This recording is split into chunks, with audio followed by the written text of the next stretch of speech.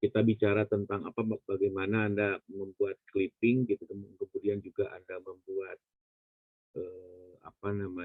dalam berbagai macam bentuk tentunya. Ada diagram batang, ada diagram garis gitu ya, ada tabel, ada pie diagram dan lain-lain. Nah, itu kan sebetulnya sudah jadinya. Nah, sekarang kita balik lagi ke dapurnya nih.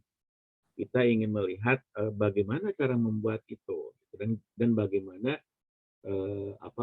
syarat-syarat yang diperlukannya apa saja sebetulnya terkait dengan untuk membuat satu data ke dalam beberapa sajian data ya. Nah, data ini tentunya diambil dari populasi atau juga dari sampel. Jadi populasi itu seluruh subjek atau unit analisisnya diambil, disajikan. Atau kita ngambil sebagian gitu ya, sebagian dari data tadi. Booster. Halo, saya lanjut ya. Diambil sebagian, nah baru dibuatlah contoh-contohnya. Nah kemarin beberapa teman-teman bilang, Pak ini yang datanya kita cari atau kita buat sendiri? Nah, sebetulnya yang sudah jadi aja biar nggak pusing gitu ya. Nah sekarang kita buat caranya seperti apa gitu, tahapannya seperti apa. Nah data ini bisa diperoleh dengan cara wawancara, apalagi kalau praktik Peksos biasanya beratnya dengan wawancara ini, gitu ya, dengan wawancara, dengan pengamatan.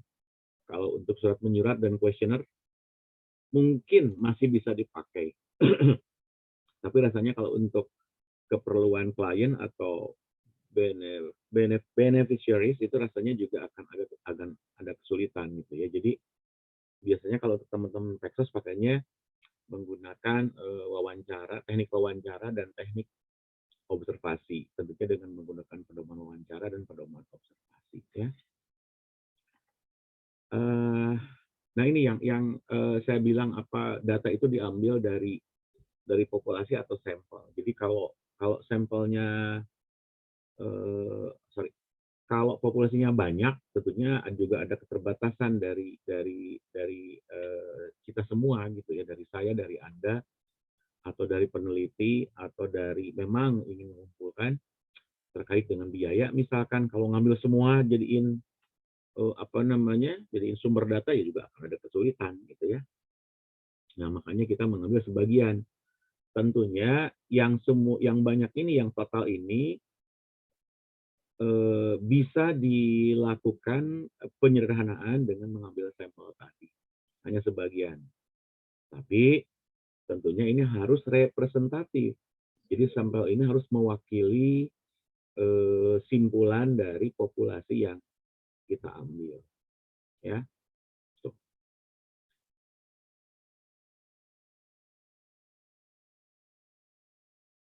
Ya, oke. Nah seperti pertemuan sebelumnya, gitu ya. Jadi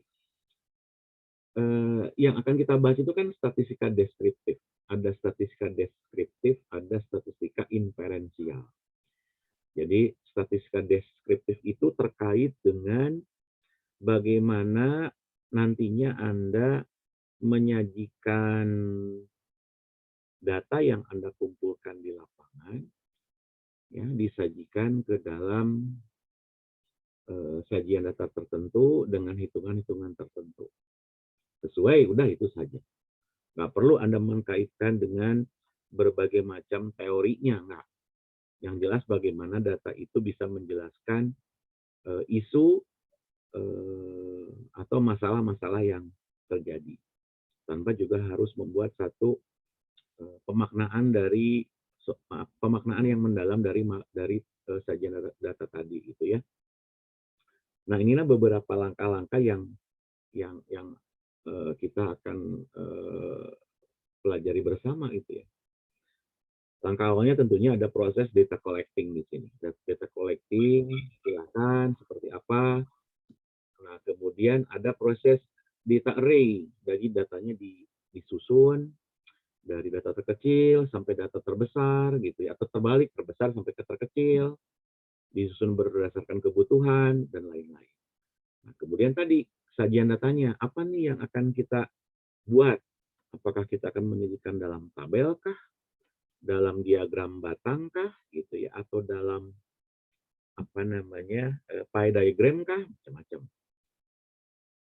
Ya, kemarin kita sudah buat contohnya dalam GFOAM juga Anda sudah lihat bahwa sajian tadi itu bisa standar kalau di Google GFOAM gitu ya, ada pie diagram, ada diagram batang, gitu ya.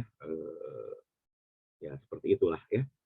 Nanti kita akan coba lihat asal muasalnya dari mana sih. Kemudian kalau datanya banyak, tapi kita pengen buat tabel, seperti apa sih caranya? Ya, ini saya akan lewat saja karena Anda juga sudah tahu tentunya, jadi data dan datum sudah diawali di awal. Nah ini yang akan kita pelajari, kita buat datanya, kalau ini seperti apa nanti, kalau yang ini seperti apa, nah kita akan lihat. Ya, saya akan langsung saja, kemarin ini sudah ya, kalau tidak salah ini sudah. Nah ini ya, membuat distribusi frekuensi. Apa itu distribusi gitu ya? Kadang oh tabel distribusi frekuensi apa sih sebetulnya distribusi frekuensi? Distribusi itu kan menyebar gitu ya kemana. Misalkan apa namanya, Endang ke arah kanan, Nala ke arah kiri, Ajeng ke tengah gitu ya, Dora kemana, macam-macam. Atau Jeffrey kemana, macam-macam. Menyebarnya kemana-mana gitu ya. Jadi bagaimana data tadi tersebar dalam satu bentuk sajian data. Ya kalau waktu SMA kan kita bicaranya tentang, oh iya bicara rata-rata, bicara standar deviasi. Nah tapi kan sampai saat ini kadang-kadang kita lupa gitu. Buat apa sih kita belajar simpangan baku? Buat apa sih kita belajar nyari rata-rata gitu ya? Ya kalau yang kami harapkan dari prodi, saya mau wakil prodi juga tentunya, ya yang kita inginkan adalah Anda tahu kalau masalah cara menghitungnya kemudian Anda salah ngitung, ya itu sih mungkin ada dalam tahapan apa ketelitian gitu ya. Jadi bukan karena Anda nggak bisa ngitung gitu, atau mungkin Anda lagi lagi tidak mood atau seperti apa gitu ya. Jadi memang untuk membuat ini tentunya perlu ketelitian dari awal ya. Nah, apa itu distribusi frekuensi? Ya, ini merupakan satu proses bagaimana satu data dikelompokkan ke dalam beberapa kategori tertentu, beberapa kelas tertentu gitu ya. Seperti ini. Nah, sebetulnya ini kan merupakan cara bagaimana kita, bagaimana Anda, bagaimana saya, meringkas, merangkum data tadi ke dalam satu kelompok. Ya, kebayang kalau datanya hanya 20, 30 atau satu kelas di sini misalkan hanya 40, ya bisa saja kita hitung satu-satu. Tapi kebayang kalau datanya sudah ratusan atau bahkan ribuan gitu ya. Ini akan menjadi kesulitan bagi kita semua untuk membuat satu simpulan terkait dengan data yang kita kumpulkan. Contohnya gini, saya ingin ngambil rata-rata nilai kuis untuk mahasiswa prodi pekerjaan sosial di Poltek Esos semua angkatan. Pasti di atas 1.000 kan gitu, atau di atas 2.000. Sulit gitu kalau misalkan kita nulis satu-satu. Nah, caranya gimana tadi? Kita membuat distribusi frekuensi. Ya. Nah, yang Anda dulu waktu zaman muda, dulu waktu SMA mungkin ya, Anda tahu distribusi frekuensi yang datanya kualitatif dan distribusi frekuensi yang datanya kuantitatif. Apa sih bedanya kualitatif dengan kuantitatif? Ya, yang data kualitatif tentunya kita membuat satu distribusi data yang di dalamnya memuat kategori saja, bukan angka gitu. Ya, kalau kuantitatif pasti angka dalamnya, ya. Nah, tujuannya jelas tadi bahwa kita ingin juga ini menjadi lebih mudah, menjadi lebih gampang dilihat, lebih gampang dipahami, lebih cepat untuk diambil keputusan kalau yang memang tujuannya adalah untuk proses pengambilan keputusan. Nah, seperti ini ya untuk distribusi frekuensi. Nah, ini kalau kita lihat di sini contohnya, misalkan saya akan ini memberikan contoh terkait dengan data kualitatif. Bukan angka nih di sini. Di sini ada beberapa beberapa orang yang pengen beli mobil. Ini beberapa orang yang ingin beli mobil gitu ya. Katakanlah ada 25 orang di sini yang beli mobil. Nah, ada 25 orang ini mereka ini dikelompokkan dalam kotak ini. Ya. Ya cuma kan belum angka di sini. Ini yang BMW berapa sih, yang Toyota berapa orang sih? Kalau dihitung satu-satu mungkin gampang. Gitu ya. Tapi kalau ininya misalkan sudah ribuan, Anda pusing sendiri. Ya. Jadi bagaimana data yang seperti ini gitu ya kita akan buat ke dalam satu distribusi frekuensi. Ya. Atau contohnya misalkan kalau dalam PPKS, Pemerlu Pelayanan Kesejahteraan Sosial di Kota Bandung misal, atau di kota Anda misal. Ada 20 jenis PPKS atau PMKS misalkan. Dari mulai disabilitas, dari mulai gelandangan, dari mulai kekerasan terhadap anak dan perempuan misalkan, atau kita bicara tentang ya macam-macam, banyak banget. Kebayang kalau misalkan data seperti itu ada dalam seperti yang seperti ini gitu, kan sulit gitu. Nah, bagaimana cara memudahkannya? Tentunya dengan menggunakan distribusi frekuensi, nah, akan lebih gampang. Oh, ternyata dari 25 orang tadi yang prefer atau lebih suka kepada Toyota ada sekian orang, ada yang Benz sekian orang gitu ya, BMW sekian orang, dan seterusnya dan seterusnya.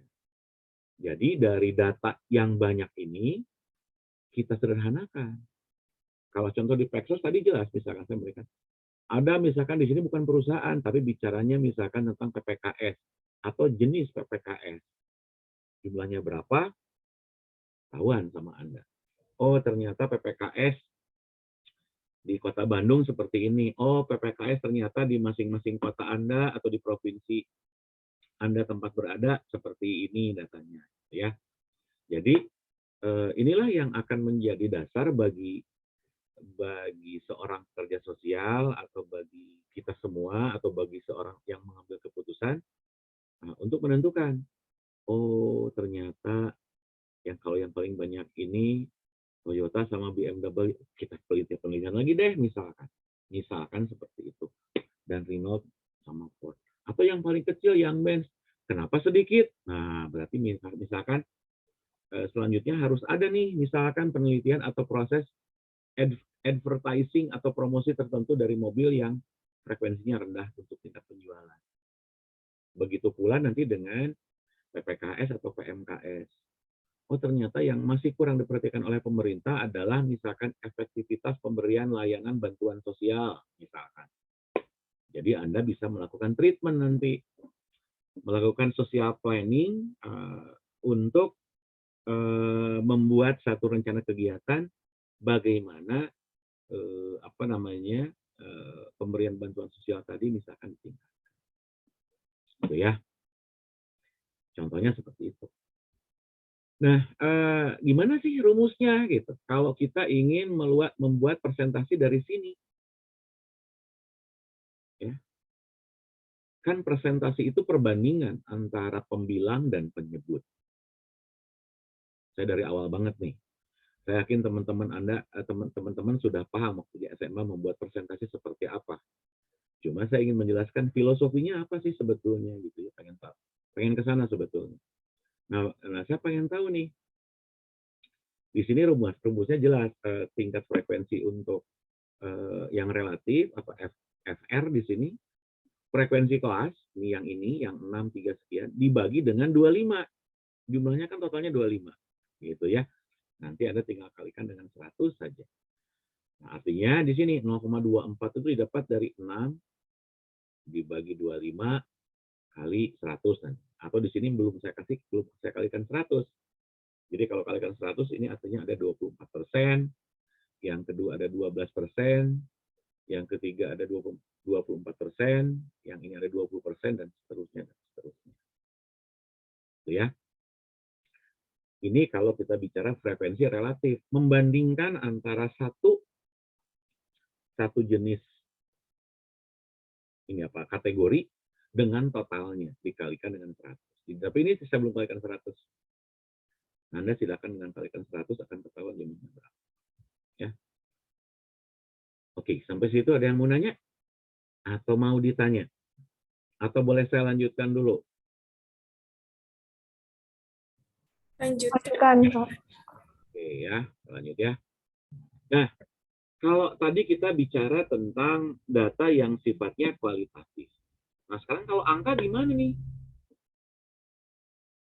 Ya, tadi contohnya misalkan, contohnya contoh mobil, atau contohnya tentang jenis PPKS misalkan. Nah, sekarang gimana kalau datanya banyak dan berbentuk angka misalkan? Berbentuk angka itu misalkan nilai kuis statistika sosial Peksos kelas 1A misalkan. Ya, atau nilai kuis pertama. Nah, gimana caranya?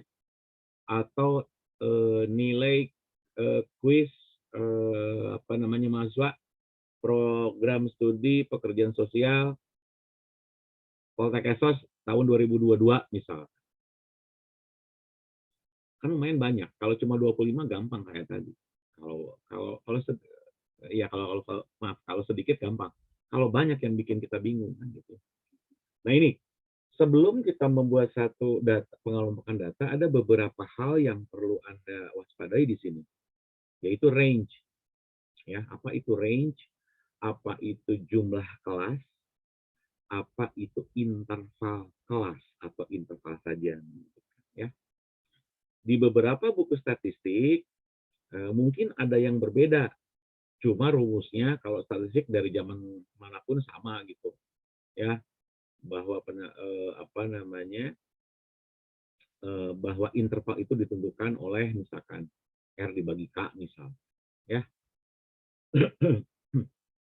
Nah, tapi sebelum kita lebih jauh, range itu apa itu range? Range itu kan rentang. Kalau bahasa kitanya itu rentang gitu ya. Data yang paling kecil sampai ke data yang paling besar. Jadi range itu adalah data terkecil sampai data terbesar. Ya. Jadi kemarin kita ngobrol nih, saya lihatkan live di Anda kan nilai terkecil berapa sih, nilai terbesar berapa sih gitu ya. Nah, itu namanya range. Ya. Itu namanya range atau rentang. Nah, kemudian jumlah kelas. Jumlah kelas itu adalah misalkan gini, kalau dalam nilai mata kuliah tertentu ada yang ABCD di Anda nih. Yang nilai A itu ada di rentang nilai berapa sih? Oh, antara nilai 80 sampai 100. Nilai B itu di kelas yang ada di kelas B itu adalah 68 sampai 79 misalkan, dan seterusnya dan seterusnya. Gitu ya. Nah, apa itu interval? Tadi interval itu adalah panjang kelasnya. Di sini ada jumlah kelas, di sini ada interval. Jadi panjang kelasnya berapa sih? Oh, panjang kelasnya untuk nilai A itu 20, dari 80 sampai 100. Itu panjang kelasnya. Jadi nilai yang 81, nilai yang 100, nilai yang 85, nilai yang 90, pasti nilainya A. Jadi ada di kelompok itu, di kelas itu, dengan panjang 20. Ya. Jadi saya yakin kalau Anda sudah dapat waktu di SMA, saya udah ngobrol dengan tim dosen statistik. Ya kita lihat sekilas aja deh untuk ini. Justru kalau saya bukan melihatnya sekilas, tapi harus memahami agar Anda paham dulu. Kalau masalah ngitung mah, masalah rumus kan gampang. Ada ujian juga open book gitu ya. Cuma Anda harus paham. Apa sih range? Apa sih jumlah kelas? Apa sih interval? Atau panjang kelas? Ya. Nah, sekarang kita lihat nih. Ini ada rumus awal yang perlu Anda pahami gitu ya. Range itu apa sih? Tadi ya, data terbesar dikurangi data yang paling kecil atau data terkecil. Ya, range itu data terbesar kurangi data terkecil. Nah, untuk jumlah kelasnya, ya jumlah kelasnya itu ini simbolnya K. Ya, ini dari aturan Sturges. Jadi Sturges itu sudah apa ya? Sudah membuat rumus untuk banyak kelas dalam satu kelompok data. Rumusnya 1 plus 3,3 log n gitu ya. Rumusnya seperti itu. Nah, untuk panjang kelas ya, atau interval itu adalah pembagian antara range dibagi dengan ya. Putri 245 Iya, Pak. log 100 berapa? Gimana, Pak? Log 100 berapa? Log 100, 10. Oke. 1. Kalau log 10 berapa? Log 10, 1. Log 100, 10. Kalau log 100.000 berapa? Log 100.000, 100. Ada yang bisa bener nggak sih? Mala tahu nggak, lah? Berapa, Pak? Log 100 berapa, lah? Log 100, 2 ya? Dari mana 10? Kalau log 10 1 ya 100 2 dong, kan nolnya cuma 2, Putri. Jangan lupa lagi atau itu ya. Ya, Put ya. Kalau log 1000 berapa kalau gitu, Put? 3, Pak. Benar, kalau sekarang benar. Paham ya? Oh, Iya, Pak. kaget tadi tanya sama Bapak gitu ya, Put ya. Oke ya, saya lanjut ya. Oke, Lala dapat ya, lah, dari saya, lah, tadi, lah. Oke. Nah, saya bilang tadi untuk tahap membuat satu distribusi frekuensi tadi, kita mengurutkan data dulu dari data terkecil sampai data terbesar. Pak, kalau datanya banyak gimana? Saya yakin Anda pernah belajar yang namanya aplikasi di Microsoft gitu ya. Apa nama programnya? Excel, Pak. Pakai Excel, pakai di short datanya, terkecil ke terbesar, selesai. Gitu ya. Nah, langkah kedua adalah membuat kategorinya atau membuat kelasnya. Gitu ya. Ada berapa kelas tadi yang 1 plus 0,33 log n. Nah, kemudian kita memasukkan toli. Terus gitu. Garis, coret 5 gitu ya. Anda kalau misalkan di pemilu, nah itu namanya toli gitu. Jumlah turus yang dimasukkan ke dalam kotak tertentu baru dijumlahkan. Ya. Oke, saya lanjut ya. Saya masih dasar banget ya. Nah, contohnya gini. Ini sudah dibuat gampang nih, Jadi dari 60 orang gitu ya. Nilai terkecilnya 10, kasih angka merah di sini. Nilai terbesarnya 98. Ya.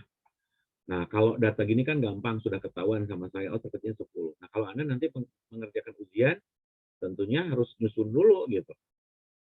Oh, 10. Yang terbesar kedua berapa nih? Yang besar kedua, Anda bisa lihat nggak? Setelah 10 angka berapa? Kedua 3 kah? Atau ke berapa? 15, Bapak. 15. 15. Jawabnya mendingan di chat. Jadi ketahuan nanti poinnya ada di mana. Gitu ya, jawabnya 15. Ketahuan. Yang dapat poin siapa gitu ya. Di chat jawabnya nanti ya. 15 ya. Dan seterusnya. Ada yang ke-17 di sini, kemudian ke berapa? Ke-23 misalkan seperti itu ya. Saya nggak lihat lagi soalnya. Yang jelas terkecilnya 10, tingginya 98. Nah, Anda lihat nih. Artinya apa nih? Ada yang nilainya mendekati sempurna di angka 98. Ya. Ada juga yang masih perlu belajar gitu. Nilainya cuma 10 gitu ya. Oh, artinya pemahaman mahasiswa satu kelas ini, ada yang paham sekali, ada juga yang sangat tidak paham, gitu ya. Faktornya kenapa tidak paham?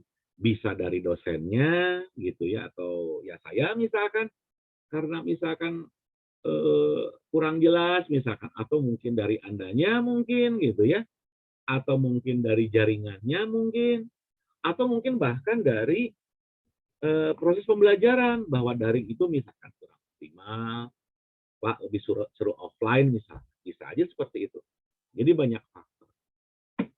Tapi kalau misalkan rata-ratanya misalkan nilai range-nya itu 98, nilai terkecilnya misalkan 68, misalkan, kan range-nya cuma 30, jadi yang paling paham dapat 98, yang paling kecil juga dapat 60.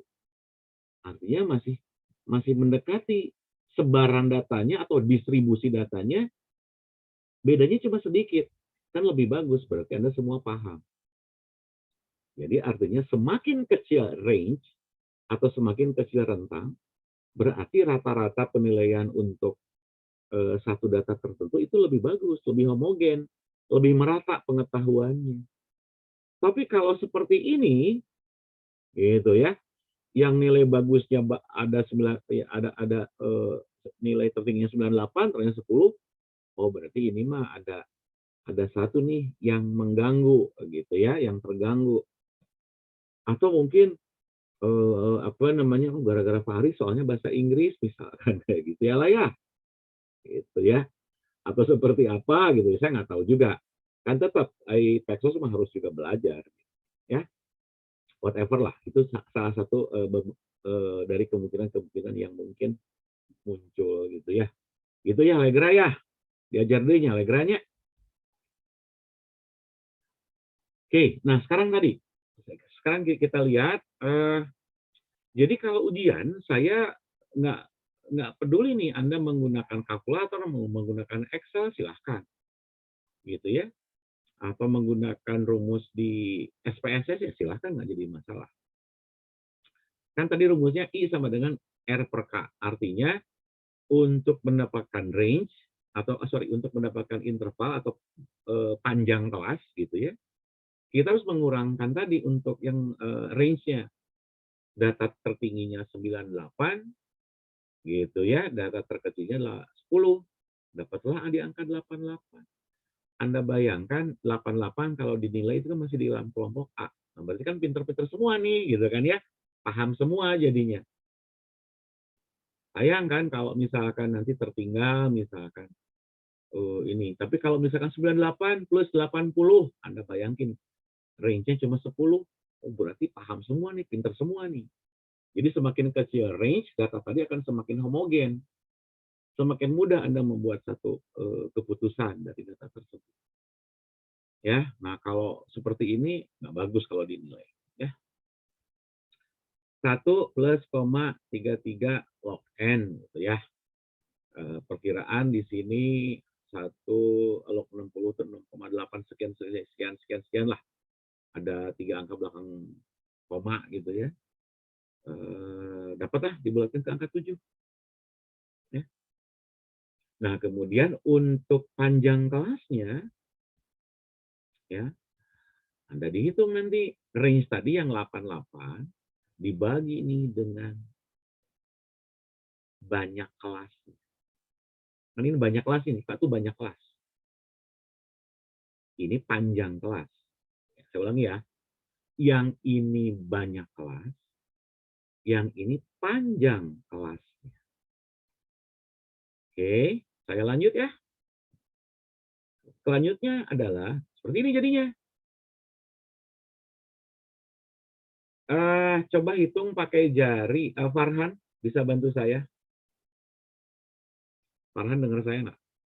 158. Apa putus-putus? Suara saya putus-putus nggak lah? Ya, aku enggak, Pak. Di Farhan ya, Tama. Legra, hitung Legra. Di 10 ke 22 sabaraha. Pakai jari dihitung ini layar, hei. Dihitung. 10, 11 gitu. Berapa?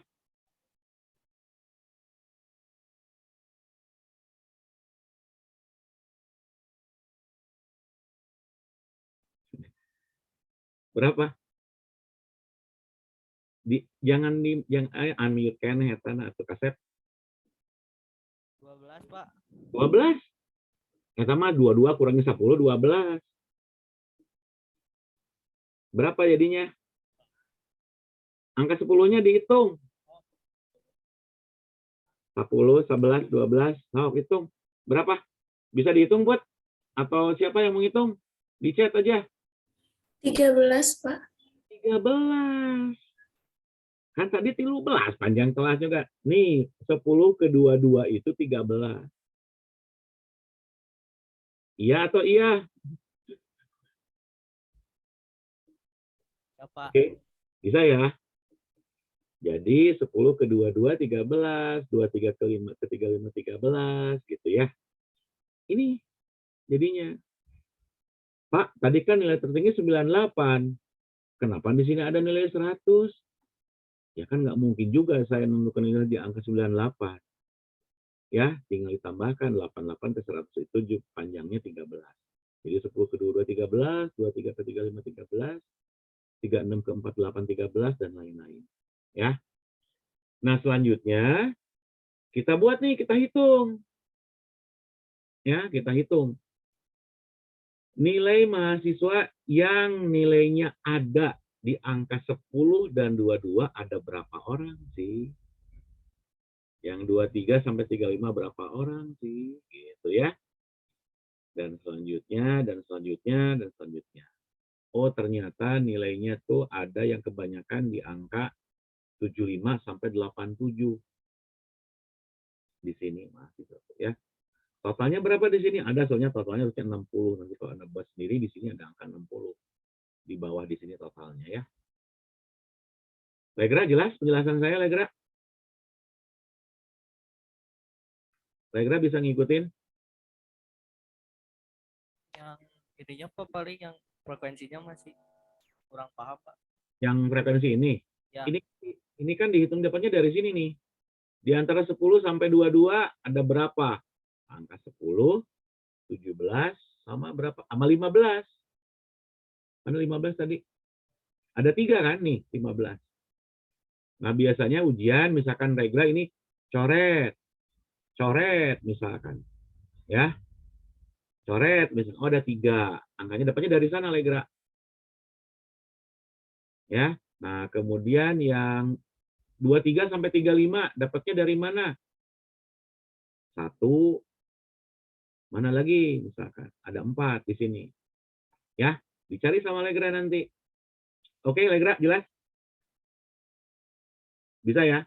Ya, Pak, bisa. Ya. Saya lanjut sekarang.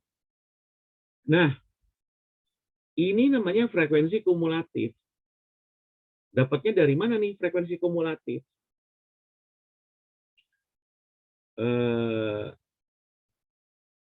Frekuensi kumulatif adalah di penjumlahan dari setiap frekuensi berdasarkan kelas-kelasnya. Ya.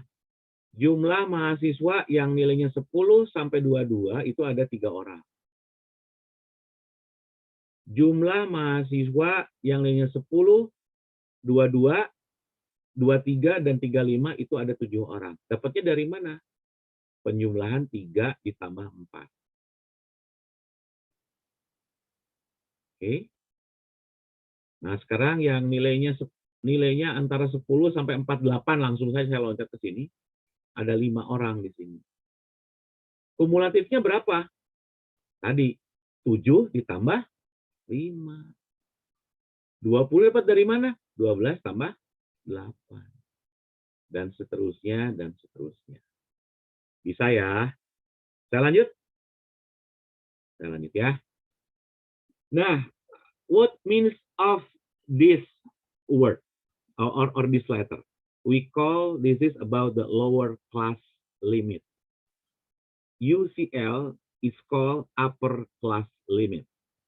Jadi, batas kelas bawah dan batas kelas atas.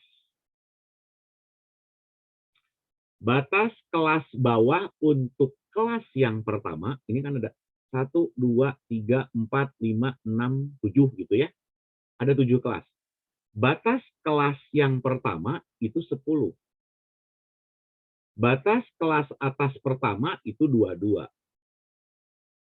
Batas kelas bawah yang kedua itu 23. Batas atas kelas ketujuh itu 100. Batas bawah kelas yang ketujuh 88. Sampai situ ada yang mau nanya?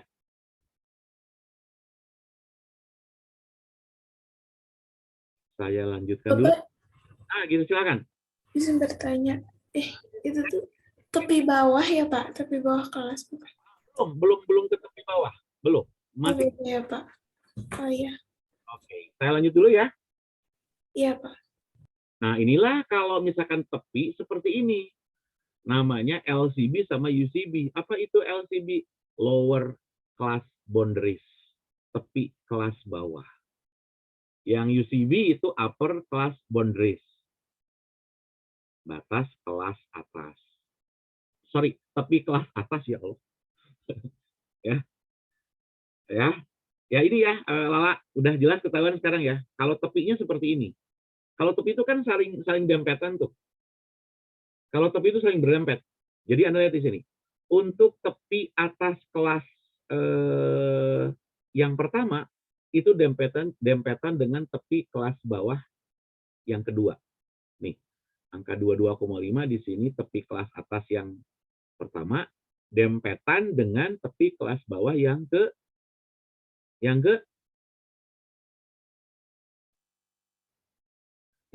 berapa, Des? 22. Kedua, gitu. Jadi dempetan. Tapi atas kelas yang kedua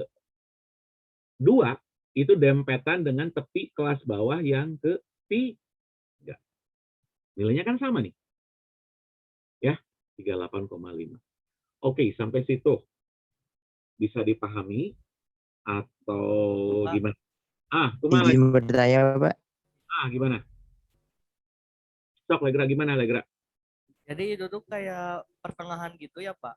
Ya, Jadi, dempet. Betul. jadi dari angka 22 ke 23 itu per di tengah-tengahnya diambil gitu Pak? Betul. Oke? Tapi yang satu di bawah, yang satu di atas kan gitu ya. Berdempet. Jessica, jelas nggak, Jos? Jelas Bapak. Kita lanjut ya. Legra jelas? Izin bertanya, Pak. Boleh, silakan. Yang saya tanyakan itu yang angka 9,5. Itu dari mana ya, Pak? Kejelasannya. Dari mana? Ini Ya. sebetulnya nanti ada rumusnya. Belum sampai saya penjelasan rumusnya belum. Oh, oke, Pak. Kan kalau yang angka-angka yang lain kan sudah jelas tuh ya, Pak. Dari 22,5 itu dari angka tertinggi dari 22, 23, 22,5 dari atasnya, 35 dari selanjutnya, seperti itu, Pak. Nah, yang saya bingungkan itu 9,5-nya itu. Ya, betul. Yang jelas gini. Kalau Anda belajar pembuatan bilangan, dan saya emang nggak mau bikin Anda susah gitu ya. Artinya kalau satu angka ini berdempet dengan angka yang lain, pasti jaraknya setengahnya. Kalau kata Legratif, dempetannya apa ya? Dibagi 2. Nah, seperti itu. Tapi nanti saya akan jelaskan juga dapatnya dari mana sih 22,5. Atau tadi saya suruh ngitung ke Legra misalkan. Padahal ada juga rumusnya sebetulnya. Ini cuma cara biar Anda gampang juga, biar Anda nggak lupa sebetulnya. Ya, nanti kita jelaskan dapat 9,5 dari mana ya. Oke. Ini juga sama kan? Tulis 100 jadi 100 ada lebihnya di sini. Emang ada kelasnya lagi kan? Nggak ada gitu. Ya, kita coba. Nah, apa itu CM? Bukan sentimeternya. Sentimeter itu mid class. Jadi nilai tengahnya. Dapatnya dari mana? 10 plus 22 dibagi 2. Gitu. Jelas? 16 itu 10 tah. 10 plus 22 berapa? 32. Dibagi 2. Kan dibagi 2 nilai tengah. Oke? Angka 29 dapatnya dari mana? 23 ditambah 35 bagi 2. Oke? Jelas ya? Bisa ya? Saya lanjut dulu ya. Bisa lah, masa enggak?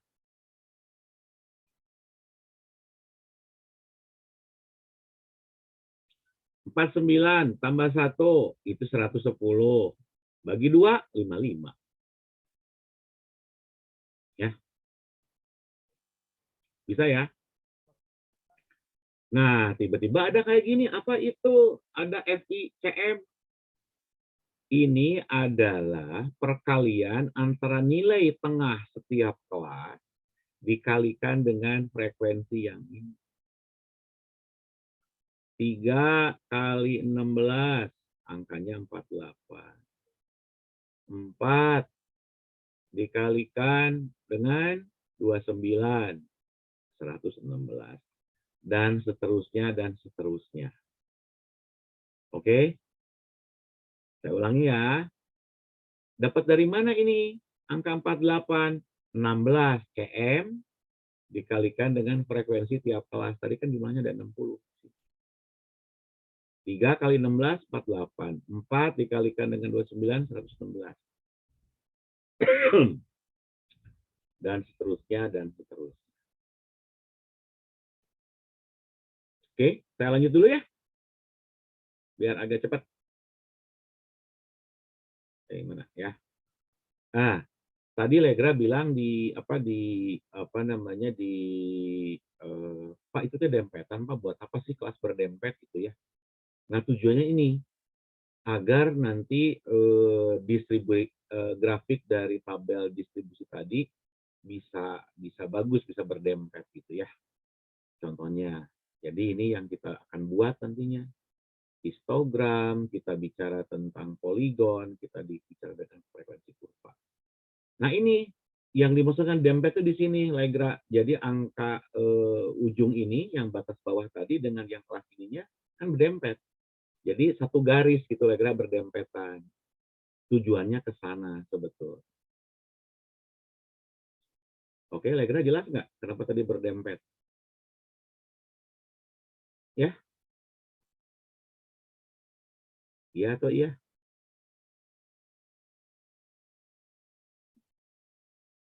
Ada yang mau nanya lagi sebelum tadi saya menjelaskan ke rumus tadi, kenapa Pak dapat 9,5 dari mana? Sebetulnya tadi gampang sih, 10 dikurangi setengah dari nilai pembulatan sebetulnya. 100 juga sama. Plus minus 0,5 gitu ya. Coba tadi kalau nggak salah siapa nanya? Vito kalau nggak salah ya. Gitu Vito ya. Plus minus 0,5 Vito sebetulnya.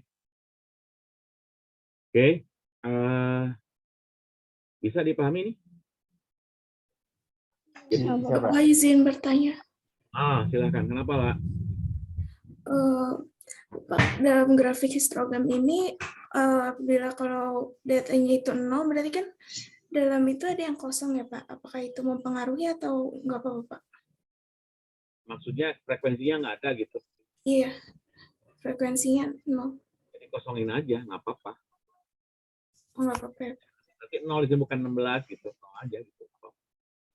Sorry, 0 aja. Ini kan ada berapa orang? Ada 3 orang di sini misalkan tadi ya. Ini ada 4 orang yang nilainya kan. Yang paling banyak yang di kelas ini. Kalau yang 0 berarti ininya 0 di bawahnya gitu. Ini kan nilai tengah kelas semua nih, 16, 29, 42. Ini kan nilai tengah dari kelas-kelas tadi kan ya. Gitu. Oke, Pak? Oke, Pak. Makasih. Sama-sama. Jadi nggak ada garis ke atas kalau 0. Hijau aja 0 di bawah. Gitu. Nah, ini yang namanya polygon frequency. Polygon curve. Kurva polygon. Ya. Jadi polygon itu menghubungkan antara nilai tengah setiap kelas dengan kelas-kelas berikutnya. Nilai tengah kelas pertama 16 dihubungkan dengan nilai tengah kelas kedua, nilai kelas ketiga, keempat, kelima, dan seterusnya, dan seterusnya. Pak, ini mah kan smooth, boleh nggak saya pakai garis langsung lurus dari nilai tengah ini ke 29, 29 ke 42? Boleh, silahkan, nggak apa-apa. Pak, biar gampang, boleh nggak saya kasih titik-titik di atasnya? Silahkan. Tapi yang jelas Anda tahu bahwa poligon itu seperti ini, gitu kan.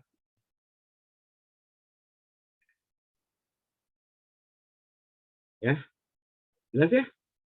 Oke, saya lanjut ya. Kenapa sih harus pakai grafik gitu ya? Kan biasanya kalau misalkan berbentuk angka, jika tadi ya gimana, CPI grafik di mana, angkanya pusing gitu ya. Tapi kalau, oh ternyata kalau dengan gambar grafik tadi, ini, oh nilai rata-rata mahasiswa sekarang tuh yang rata-rata gede-gede ya, di angka 81 udah dapat.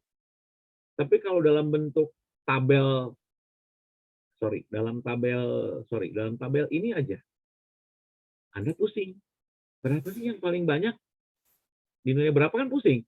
Tapi kalau sudah jadi grafik seperti ini, oh iya ternyata ada pinter, semuanya nilainya bagus-bagus. Gitu. Nilai yang di bawah di kelas pertama itu yang dari 10 sampai 22 itu hanya 3 orang. Yang ini justru banyak sekali, lebih tinggi. Tujuannya ke sana, lebih mudah dibaca, lebih mudah untuk diambil kesimpulan. Gitu ya. Saya lanjut ya. Biar juga lebih cepat. Langsung aja 2 materi biar lebih kenceng anaknya. Kalau tadi Senin kan gampang banget.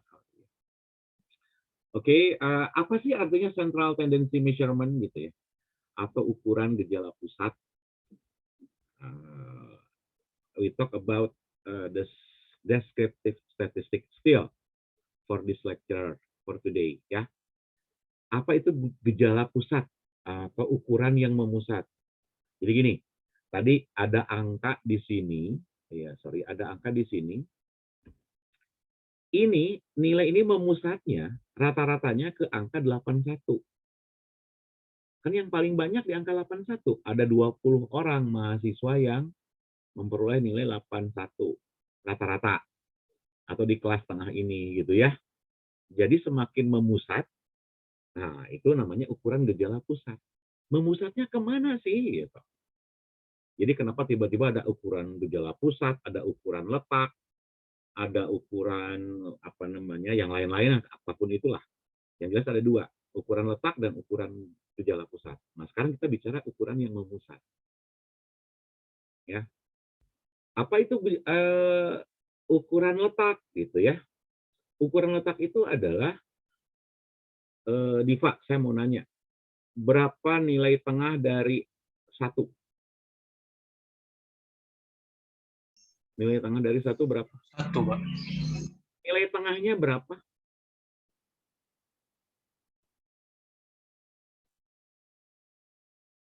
Ada yang bisa jawab? 0,5 bukan, Pak? 1,5. Iya, setengah dong. Ya, jadi letaknya Anda di antara ke 50 gitu. Thank you Jeffrey. Ya, betul Divanya. Nah, pertanyaannya simpel tapi kadang-kadang tiba-tiba miss. Nggak apa-apa. Namanya juga belajar. Jadi pokoknya saya nggak mau Anda belajar ngitung. Saya pengen Anda belajar paham gitu. Kayak ngitung mah kan gampang gitu, tapi harus paham dulu logikanya. Kalau nilai tengah dari 10 berapa? Kalau gitu, Diva? 5. Thank you, Jessica. Udah kenal keduluan. Gitu kan nilai tengahnya. Nah, itu namanya letaknya ada di tengah-tengah. Nah, itu namanya ukuran letak. Itu nanti waktu SMA Anda dapat yang namanya desil, persentil, median gitu ya. Itu ukuran letak namanya. Kalau ini kita bicara tentang ukuran yang memusat. Memusatnya kemana? Oh, ke angkanya, ke angka 81 semuanya gitu. Oke, bisa diikuti ya? Saya lanjutkan, bisa kan? Bisa, Bapak. Bisa, Pak, bisa. Ya, saya lanjutkan. Ya, jadi center. Nah, apa yang ada di dalam ukuran gejala pusat itu apa sih sebetulnya? Yang pertama itu mean, rata-rata. Kemarin di grafik ada mean atau average mean, ada median, gitu ya. Ada kemarin digrafikan rata-rata. Sebetulnya hanya 3, Anda perlu tahu. Mean, median, modus, selesai udah. Ya. Nah, kenapa ini tiba-tiba ada Bapak ada weighted mean? Ya, nggak apa-apa juga sih, nggak nama juga rata-rata tertimbang. Gitu. Apa itu rata-rata tertimbang? Ya nanti kita ikuti bareng-bareng sekarang. Tapi yang jelas konsep dasarnya kalau kita bicara tentang ukuran yang memusat adalah mean, median, modus. Median berarti nilai tengah-tengah di antara berbagai macam kelompok data. Kalau rata-rata tadi adalah nilai yang memusat di tengah-tengah juga kan, tapi belum tahu letaknya. Kalau median jelas nggak bagi 2 langsung, ada di tengah-tengah. Kalau modus, nilai yang paling sering muncul, berarti yang paling banyak. Sama dong dengan rata-rata tadi berkumpulnya di angka 81, memusat di 81 tentunya. Artinya modus itu nilai yang paling sering muncul ada di angka 8. Oke?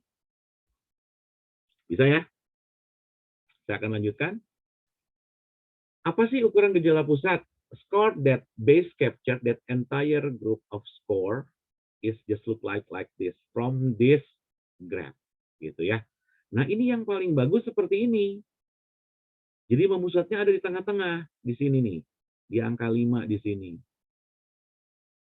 Ya, di median.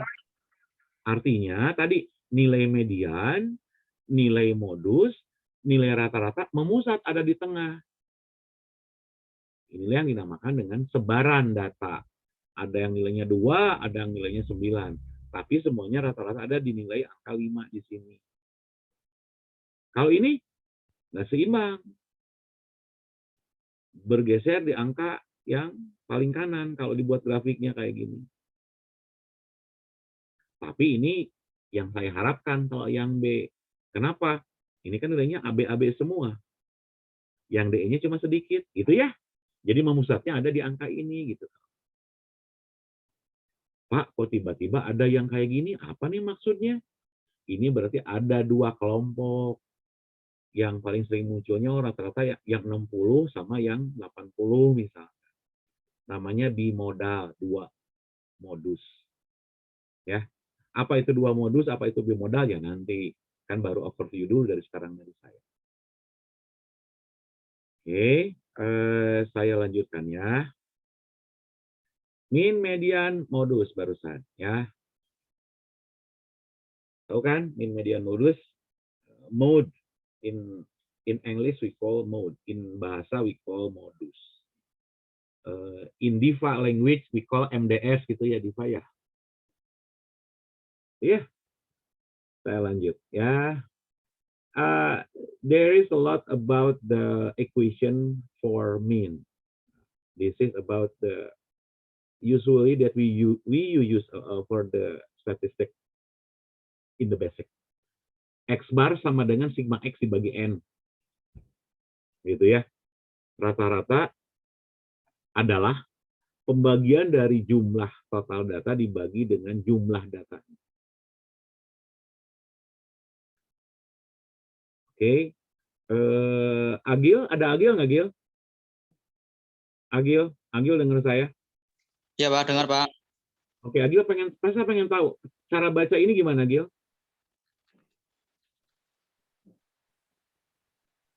Sebentar.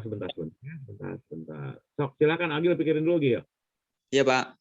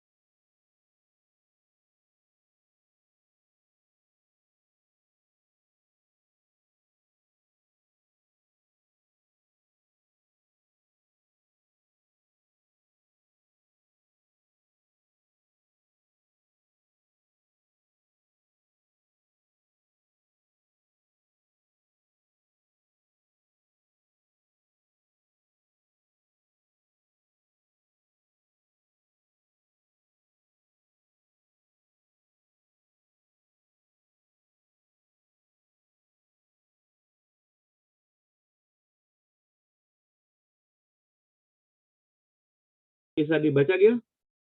Ada I sama dengan 1. Ya, Pak. Artinya apa? Cara gimana, Gil?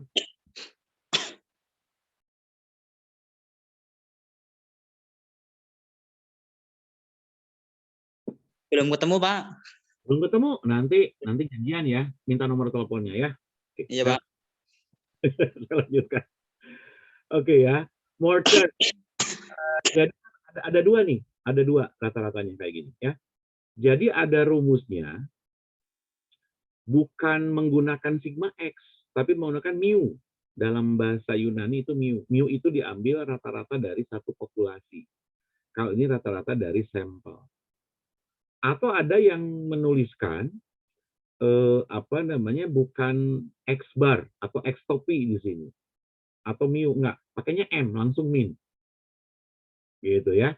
Nah, N besar itu jumlah populasi, kalau N kecil itu sampel. Ya, APA itu style untuk penulisan. Jadi dari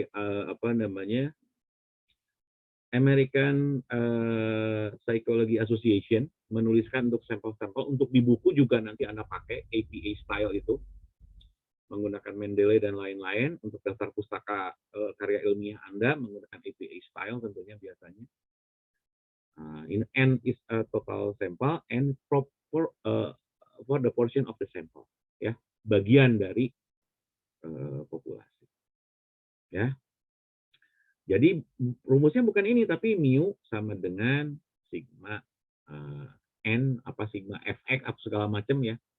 Ada perubahan-perubahannya seperti itu, ya.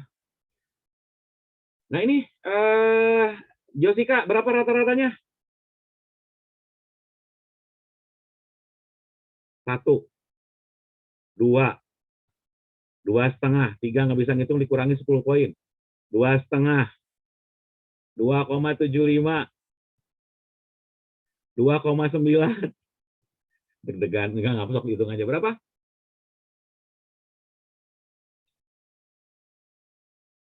Pak. Berapa? 5, Pak. 5. 5 tuh. Jangan panik, tenang aja. Habis Bapak nanya kayak gitu ya. Nggak apa-apa lah. Ya.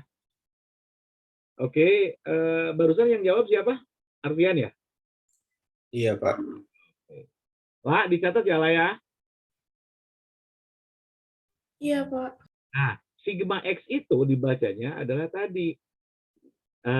Mahasiswa pertama misalkan, atau misalkan si A dapat poin 2, si B dapat poin 3, si C dapat poin 3, si D dapat poin 4, kayak gitu. Ini sigma, penjumlahan dari X1 tambah X2 tambah X3 tambah X4 tambah X5 sampai X7 dibagi dengan 7.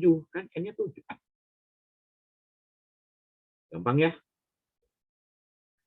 Kalau yang di IPA, oh iya gampang. Kalau dari sosial, oh iya harus belajar lagi nih. Kenapa juga? Namanya juga belajar bareng.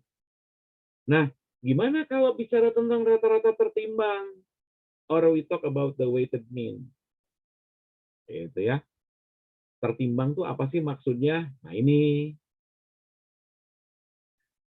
Misalkan untuk sampel 1, sampel 2, ada hal seperti ini. Ya. Kan tadi nah kayak gini rumusnya ya. Untuk rata-rata yang sampel pertama rata-ratanya 5, N-nya ada 4. Untuk sampel yang kedua rata-ratanya 3, N-nya ada 6. Rumus awal dasarnya seperti ini. Sigma X1-nya berapa kita nggak tahu gitu ya. Nah, jadi kita akan buat seperti ini jadinya. Sorry. Kelewat aku ini. Artinya rumusnya gimana cara nyari rata-ratanya? 5 kali 4, 3 kali 6, dibagi ini. Berapa hasilnya? 20 plus 18 dibagi 10 berapa? Berarti 38 dibagi 3,8, Pak. Gampang ya? Gampang. Oke. Selesai lah, gampang kayak gini.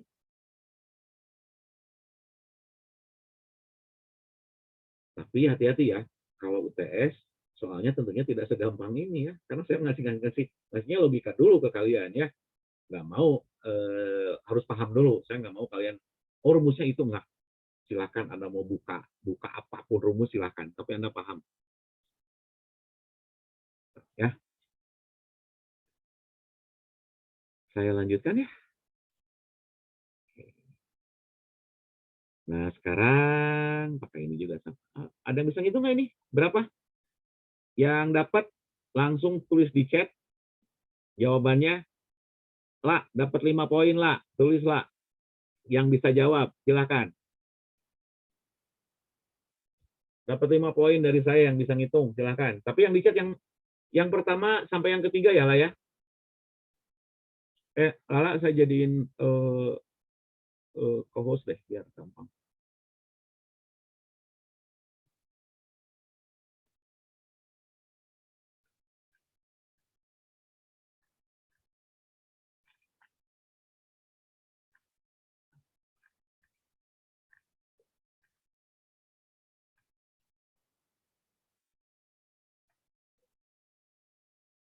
Lala co-host ya. Udah ketahuan? Ya dihitung dulu berapa? Udah ada jawaban belum lah? Baru 2 orang. 3,85 Pak. Jangan jawabnya di situ nanti. Yang benar yang mana gitu. Tenang Arfian, tenang.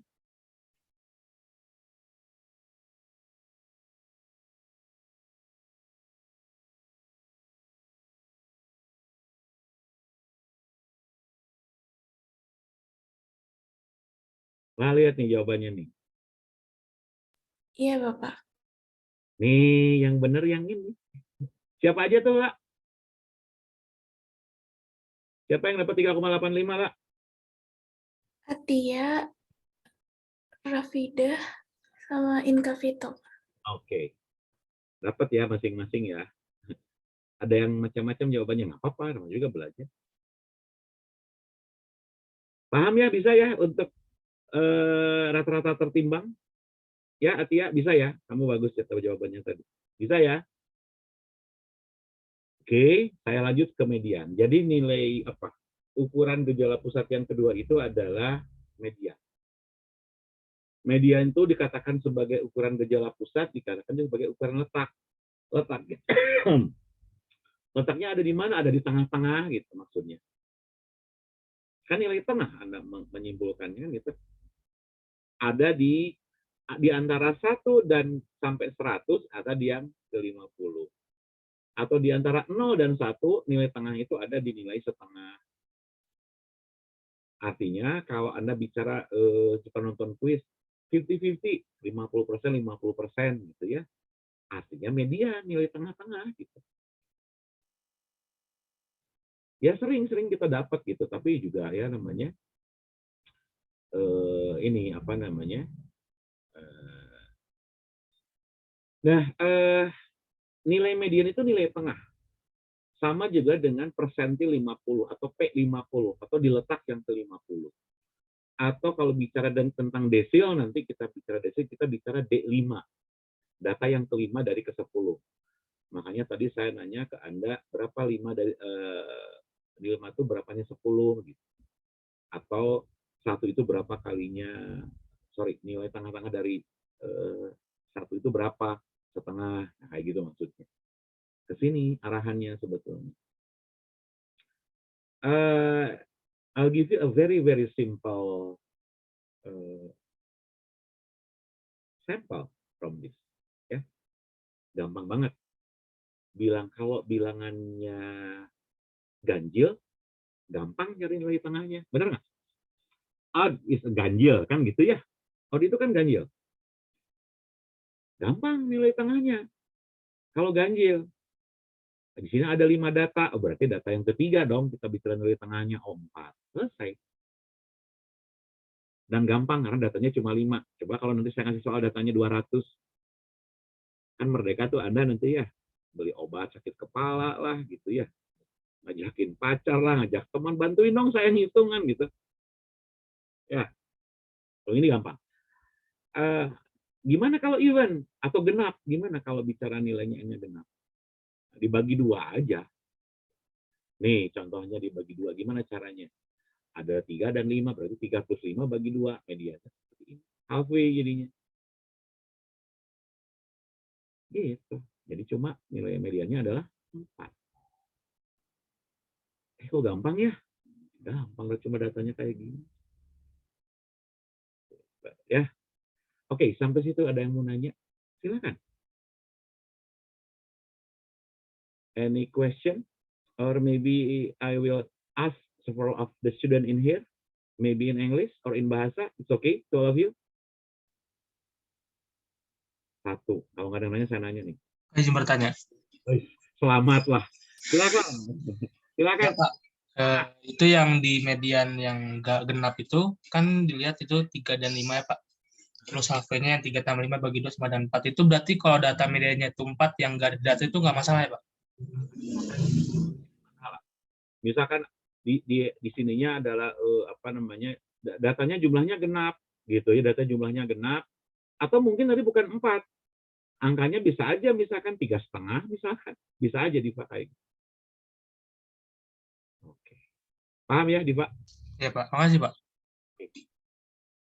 Saya lanjut ya. Untung ditanya, nanya, Munte ditanya. Nah, this is about the mode. Most frequently occurring score. Jadi nilai yang paling sering muncul. Ya. Untuk skala apapun, mau nominal, mau ordinal, mau interval, nilai yang paling sering muncul, atau kategori yang paling sering muncul, atau ranking yang paling sering muncul. Ya. Itu ya. Nah, modusnya berapa? Yang pertama 5 Pak. 5, Pak. 5 Pak. 5, Pak. Kalau yang kedua 7, Pak. 7 Pak. 7 dan 5 Pak. 5 dan 5, Pak. 5 dan benar 5 dan 7. Yang jawab 5 dan 7 barusan siapa ya? Saya Pak Andrian Pak. Andrian. Lah dapatlah Andrian enggak? Saya dengar suara Jessica juga dapat ya Pak? Atau Sandrian doang? Oh, dapat dirimu dapat. Dapat. Ya. Nah, ini contohnya bimodal itu seperti ini. Jadi ada 2. Kalau ini kan cuma 1 nih. Ya, kalau ini namanya ada 2 di situ.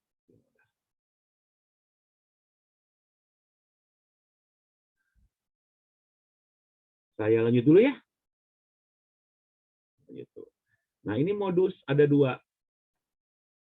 Ya, jadi Pak, gimana kalau misalkan nggak ada nilai yang paling, semuanya beda-beda, berarti nggak ada modus. Kalau ini semuanya di tengah-tengah, kan tadi ukuran yang memusat ada di tengah-tengah, yang paling sering muncul juga ada di tengah-tengah, gitu ya. Kalau nilai tengahnya pasti di tengah dong kalau nilai tengah. Di sini saya ada ada pertanyaan.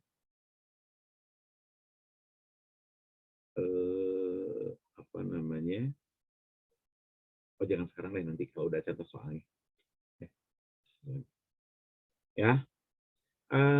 Seperti ini jadinya.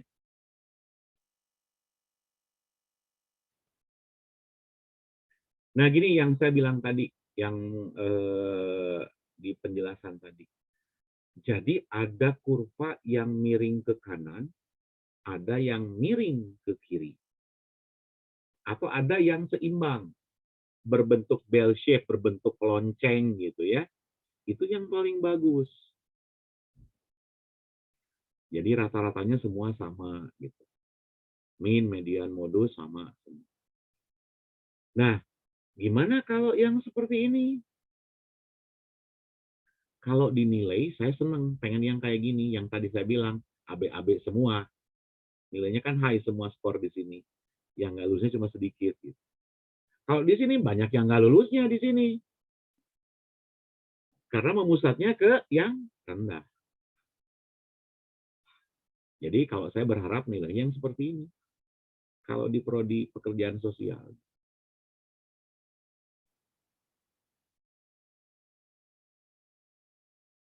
Oke, sampai situ ada yang mau nanya? Any question?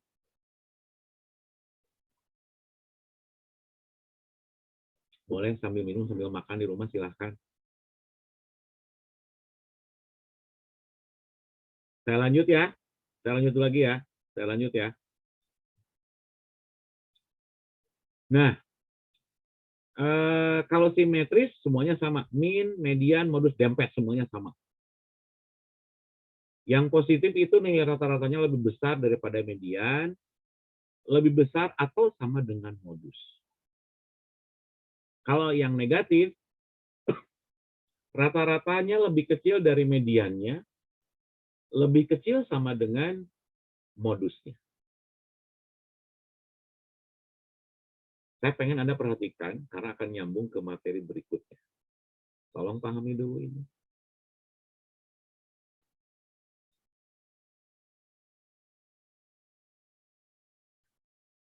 Oke, ada pertanyaan dari saya ya. Ini siapa yang rebutan dapat poin dari saya?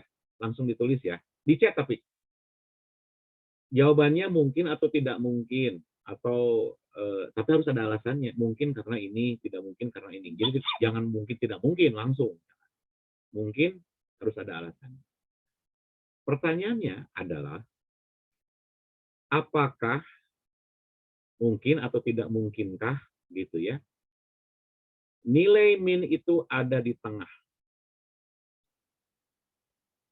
Silahkan jawab di chat. Boleh diulangi, Pak? Apakah nilai rata-rata itu bisa nggak ada di tengah-tengah? Silahkan.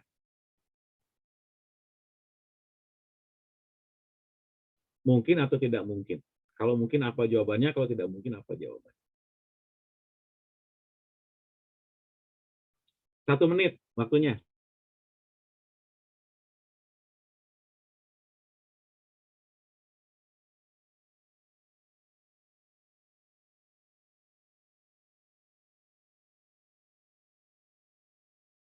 Harus pakai alasannya dong, Jessica. Alasannya berarti ditulis di komentar, Pak. Ah, ditulis juga dong, biar.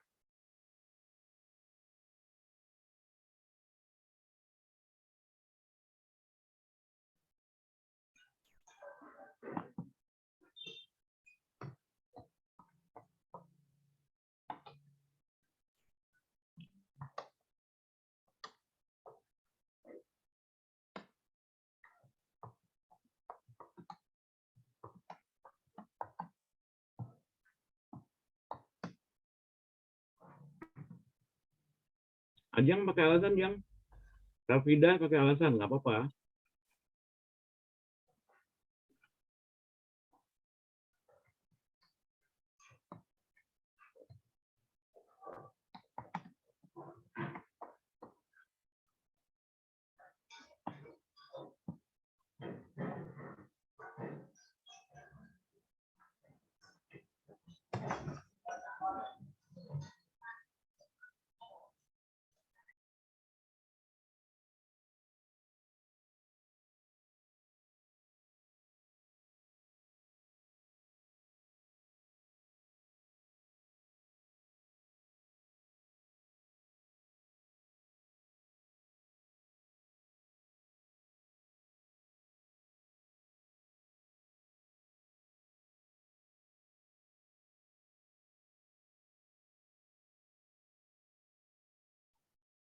Udah ya, saya jawab ya. Jawabannya nggak mungkin. Kenapa nggak mungkin? Yang namanya nilai tengah pasti di tengah-tengah, nggak mungkin bergeser sama rata-rata. Pasti lebih kecil, kalau lebih besar, minimal sama gitu. Logikanya kan gampang. Median kan tengah-tengah, ya nggak? Jadi saya akan dengan sangat gampang meriksa nilai ujian Anda. Kalau nilai median itu ada di kiri rata-rata, Berarti Anda salah ngitung. Gampang, selesai. Jadi nggak mungkin nilai median itu ada di sebelah kiri atau sebelah kanan min atau modus. Pasti di tengah-tengah di antara mereka gitu. Maksimalnya dempet pastinya gitu. Ya nggak? Arfian, bisa dipahami logikanya? Kebayang sekarang? Jadi saya akan dengan sangat gampang berikan soal Anda. Kalau Anda ngitung, dapat rata-rata. Rata-ratanya 70. Kemudian modusnya 69. Mediannya 80. Masih salah gitu. Iya atau iya? Coba logikanya. Nggak usah pakai ngitung. Kan namanya juga nilai tengah. Ada di tengah-tengah. Kan nggak mungkin di sebelah kiri, sebelah kanan. Ya? Jelas ya? Oke. Nah, ini saya ngasih contoh-contoh gampang hitungannya seperti ini. Nah, kalau nanti di contoh minggu depan akan lebih kompleks dari sini tentunya gitu ya.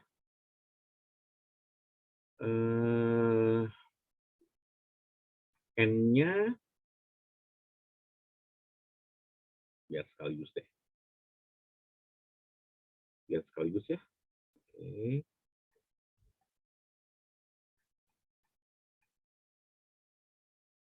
Itu ya jawabannya biar gampang ya. Apa itu N? Jumlah sampelnya. Jadi ada berapa di sini sampelnya? Ada 10. 1 plus 2 plus 3 sampai sekian. Ya.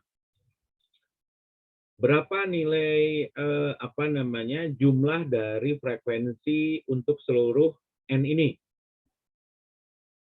Dapat lah. Ini. Tinggal dikalikan kan? 5 kali 1, 5. 4 kali 2, 8. 3 kali 4, 12. Dapatlah.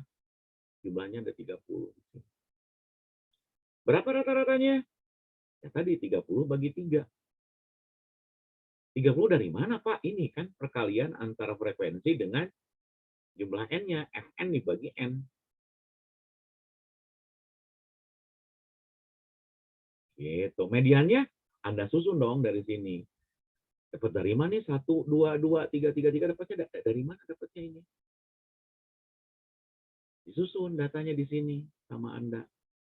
Ya. Dari sini. Yang dapatnya 1, hanya 1. Yang pertama kan di sini.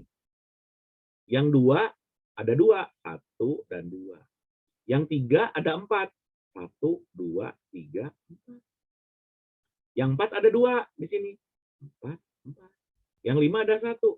Tapi disusun dari terkecil sampai terbesar. Sehingga mediannya adalah 3 plus 3 dibagi 3 plus 3 dibagi 2. bagi 2. Hasilnya 3 juga kan.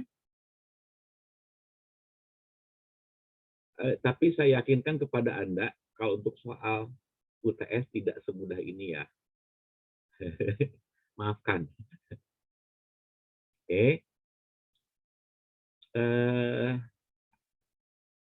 Saya lanjutkan ya. Paham dari sini bisa? Saya. Mean usually used for interval or ratio data when this one is symmetrical or n unimodal. Ya, jadi rata-rata biasanya digunakan untuk skala yang sifatnya interval atau rasio, gitu ya. Kalau misalkan data kita itu simetris tadi unimodal, jadi modusnya 1, bentuknya simetris atau sebaran distribusinya normal. Jadi tugas Anda nanti baca apa itu distribusi normal, dibaca ya. Jangan sampai lupa.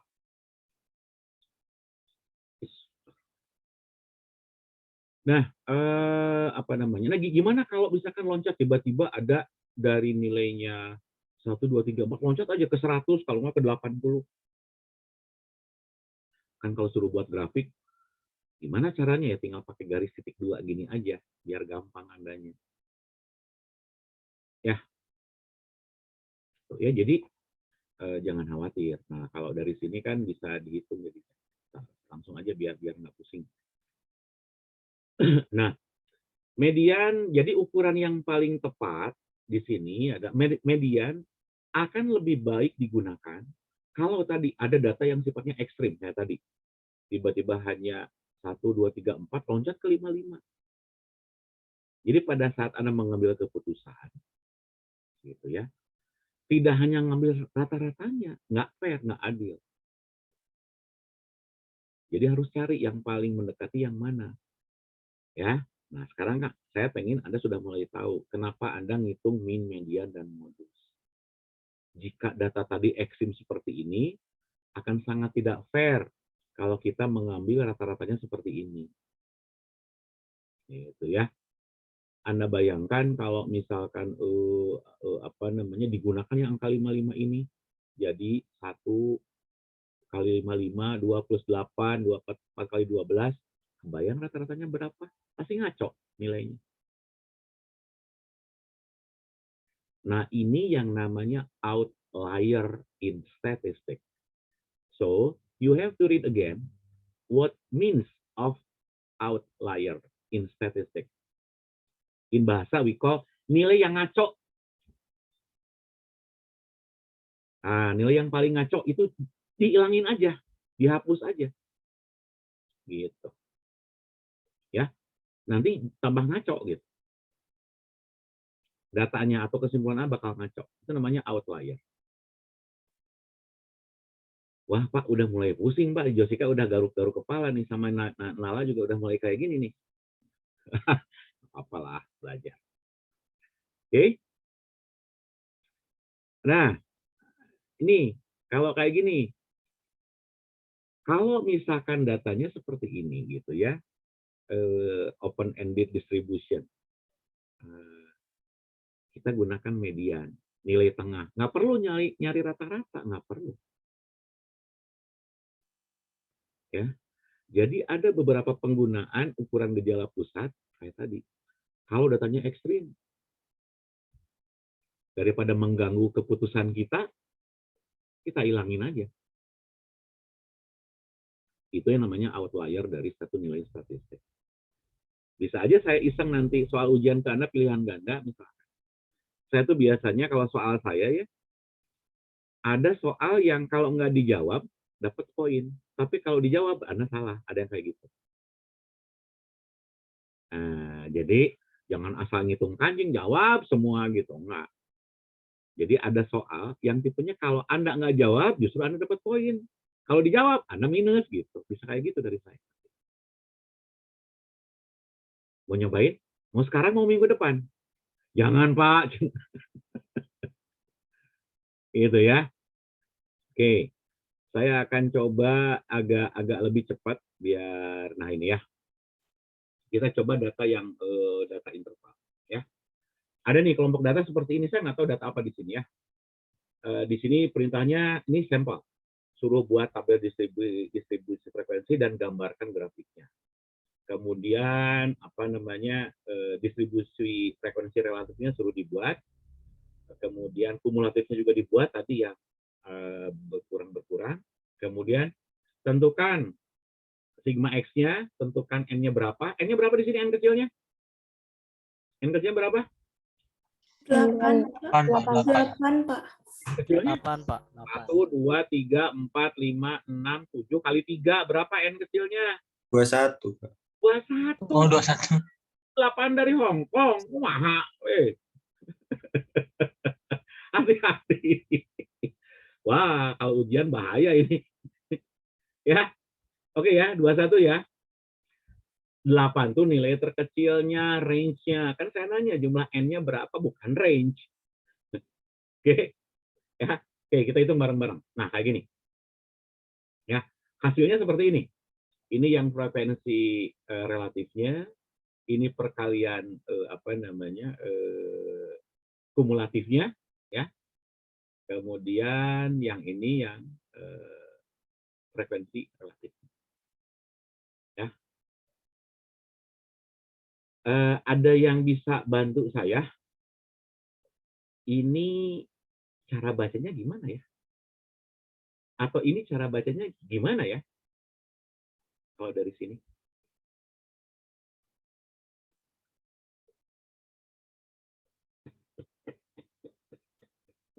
Ada yang bisa bantu saya? Izin Bapak. Raise hand.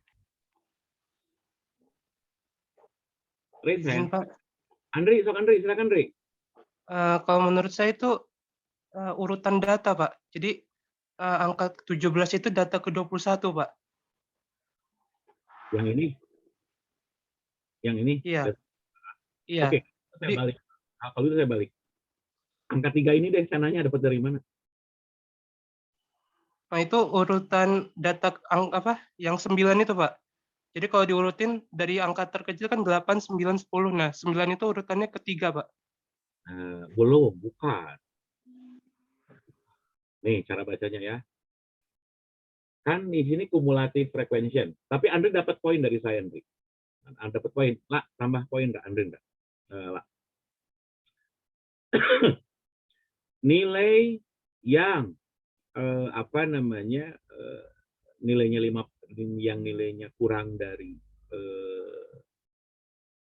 9 ada 1. Nilai yang ada di antara 8 dan 9 ada 3. Dapat dari mana? Ada 3 di sini, dapat dari mana? 2 plus 1. 3 kan? Kan tadi kayak tadi. 3 dapat dari mana? 5 dapat dari mana? 3 plus 2. Ada 5 lagi di sini. 5 plus 0. Sampai ke data ke 21. Kayak gitu cara ngitung. Oh, bulat pasti lagi. Ya. Gitu? Iya atau iya? Iya. Ya, pasti. Bisa ya? Ya. Nah, ini frekuensinya seperti ini, distribusi frekuensinya. Ya. Jawaban yang tadi, kan disuruh cari N-nya berapa? Bukan 8 ya, 21. Sigma X-nya sudah dihitung, 271. Rata-ratanya 271 dibagi 21, dapat 12,9. Medianya 13, modusnya ada 3 di sini. Ini Anda lihat di sini. Nilai median, betul nggak ada di tengah antara rata-rata dan modus? Betul nggak? Perhatikan sama kalian. Minimal dempet. Betul nggak? Betul, Pak. Betul, Pak. Betul, Pak. Itu. Pasti min ada di tengah-tengah. Nggak mungkin lebih kecil atau lebih besar. Posisinya ada di kiri atau di kanan media. Ya, kayak tadi ya. Hati-hati ya. Jadi saya sangat gampang meriksa tadi nilai Anda. Ya. Nah, jadi bentuk udah deh beres. Sedikit tapi bikin Anda pusing ya. Gitu ya Putri? Putri Salma, bisa dipahami atau mau nanya, Putri? Enggak, Pak. Mau ditanya? Oke, saya tanya kalau gitu ya. Mau ditanya? Tidak, Pak. Oh, kirain mau ditanya, Putri. Oke, sampai situ dulu. Jadi deg-degan, Putri. Oke, sampai situ ada pertanyaan? Izin Izin bertanya. bertanya. Bertanya, Pak. Boleh, silakan mau nanya apa? Silakan. Siapa dulu? Aduh, kenapa? Silakan. Siapa dulu, Pak? Andri dulu. Andri, Lala, terus Josika. Sok Andri, silakan Andri. Ya izin bertanya, Pak. Ya, Untuk yang median tadi, Pak. Misalkan itu apa kita harus ngurutin banget datanya, Pak, satu-satu gitu, atau dengan kita lihat tabelnya kita bisa ngitung nyari median ya, Pak? Soalnya kalau diurutin satu-satu takutnya banyak gitu, Pak. Misalkan ada 1000 data, untuk nyari mediannya kan kelamaan, Pak. Saya pasti ngasih yang 1000 data. Bagus idenya Andrian. Soalnya 1000 data nanti. Asik. Jangan, Pak, jangan. Enggak. Kan kalian bisa pakai Excel. Kalau datanya 50-60 lah, bisa manual dulu ya. Nanti di akhir kita belajar bagaimana mengurutkan data kalau data itu sangat banyak. Gitu ya, Andri ya? Oke? Baik, Pak, baik. Bagus pertanyaan, Andrian. Kalau datanya banyak, harus gimana, Pak? Kan susah. Tetap harus di-array, tapi ada rumus tertentu. Kan kita punya teknologi, punya alat untuk melakukan array data. Thank you, Andrian. Silakan, Pak. Bapak izin bertanya, kan di dalam tadi yang buat distribusi frekuensi itu kan dalam jumlah kelas itu pasti dibulatkannya ke atas ya Pak? Ya. Kenapa tidak? Apakah jika dibulatkan ke bawah mempengaruhinya Pak? Atau bisa dibulatkan ke bawah juga Pak? Bisa dibulatkan ke bawah, tapi nanti ada nilai-nilai dari data tadi yang tidak masuk. Apa over nantinya gitu. Ya, Pak. Misalkan hanya dibuat jadi 5 kelas misalkan. Ya. Coba dibagi 5, panjang kelasnya jadi panjang banget. Datanya nanti tidak akan menyusun, nanti akan bingung yang mana yang median, yang mana yang kelas rata-rata untuk data berkelompok tadi. Gitu lah. Ya, nanti ada contohnya deh. Saya kasih latihan buat Anda seperti biasa minggu depan dikumpulkan ya. Kan harus latihan kalau kayak gini. Siaga buka slot GCF. Oke? Jessica. Bapak, saya izin bertanya. Tadi kan di slide itu ada distribution yang unimodal sama bimodal ya, Pak? Ya. Saya masih kurang paham tentang kedua tersebut, Pak. Terus biasanya tuh datanya tuh dalam bentuk unimodal atau bimodal, Pak? Kalau saya mungkin bukan hanya bimodal, saya ngasihnya multimodal ke contoh isengnya saya ke kalian. Mungkin ada 3 atau 4 modul saya ke kalian. Oh, berarti nggak terpaut unimodal sama bimodal, bisa jadi multimodal, Pak? Iya, bisa kayak gitu, lebih dari 2. Kan saya mau iseng orangnya gitu, ngasih yang soal yang bikin Anda bingung, kan seru. Tapi nanti dijelasin, tenang aja. Jangan khawatir. Sekarang baru kuliah ke berapa? Keempat kita ya? Minggu depan ya kita jelasin. Oke? Jessica, bagus pertanyaannya, Jessica. Baik, Pak. Terima kasih. Oke. Ada lagi? Bapak masih mau nanya. Silakan, nanya apa? Tadi kan kata Bapak over ya Pak datanya. Apa itu disebut overlapping Pak? Dan bagaimana selain kita jadi kebingungan, bagaimana jika distribusi frekuensi itu terjadi overlapping Pak? Kalau overlapping berarti datanya akan bias pengumpulannya, akan bias nanti lah. Jadi tidak sesuai dengan keputusan yang akan kita ambil lah, jadinya. Jadi salah mengambil keputusan. Oh, rata-ratanya ternyata karena dibagi 5 sama Lala misalkan. Dibagi 5 berarti yang harusnya misalkan angka 60 itu lulus, karena hanya dibagi 5 jadi nggak lulus ke bawah jadinya, ke kelas bawah masuknya. Kan jadi salah ngambil keputusan dong kalau kayak gitu ya. Kayak gitu contohnya. Ekstrimnya seperti itu. Oke, Pak. Oke, Bapak. Terima kasih. Oke, ada lagi? Apa, Reza mau nanya, Reza? Kagak, Pak. Agak, Pak. Pasrah weh, Reza mah. Oke, ada lagi nggak? Silakan. Kalau nggak, saya... Bapak izin bertanya lagi, boleh, Pak? Boleh, Jos. Silakan, Jos. Tadi kan ada yang Bapak jelaskan ada penghilangan data atau outlier ya, Pak? Apakah ada ciri-ciri khusus, Pak, kalau misalnya data itu tuh harus dihilangkan gitu, Pak? Ada. Kayak tadi, datanya ekstrim, hilangkan aja langsung. Misalkan rata-ratanya sambil dari mata kelihatan. Gitu ya. Kayak kemarin ada, misalkan ada yang nilainya 10 misalkan kemarin ya. Kemarin misalkan ada yang 10 nilainya. Tapi rata-rata ada yang di 5, yang 10 aku coret gitu. Nggak boleh. Gitu. Karena adanya di antara 5. Jadi kalau saya bawa nilai yang tertinggi yang 10 kemarin, berarti kan kalian nih jadi tersiksa nih yang di bawah kan gitu ya. Kayak gitu, Jos. Kelihatan langsung kok datanya ekstrim. Ya. Baik, Pak. Terima kasih. Ada lagi? Silakan.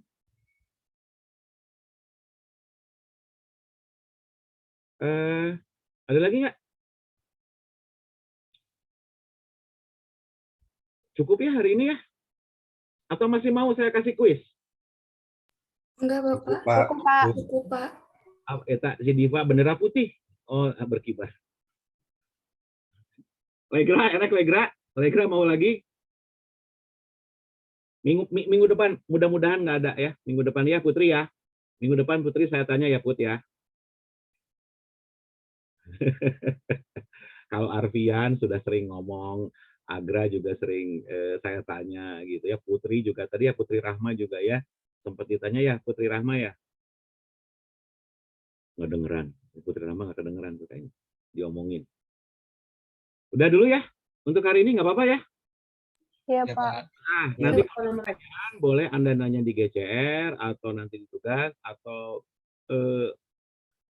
I think it's prefer if you ask some question in WAG. Jadi bisa berbagi kalau nanya di WAG, pertanyaan bisa ketahuan sama yang lain. Oh, ternyata ini loh jawabannya, bisa kayak gitu. Ya. Cukup ya? Jadi kalau ada apa-apa silakan. Saya terbuka untuk tanya jawab segala macam. Baik, Pak. Oke, selamat pagi buat semuanya. Terima kasih sudah bisa hadir. Nanti lihat di GCR-nya ada tugas dari saya. Cuma nggak hari ini, paling sore. Oke? Silakan, selamat sarapan. Tadi yakin kalian belum sarapan. Selamat pagi semuanya, sehat selalu, jaga kesehatan. Iya, Pak. Ya, Pak. Terima kasih, Pak. Terima Pak. kasih. Terima kasih, Bapak. Terima kasih, Pak. Terima kasih, Bapak.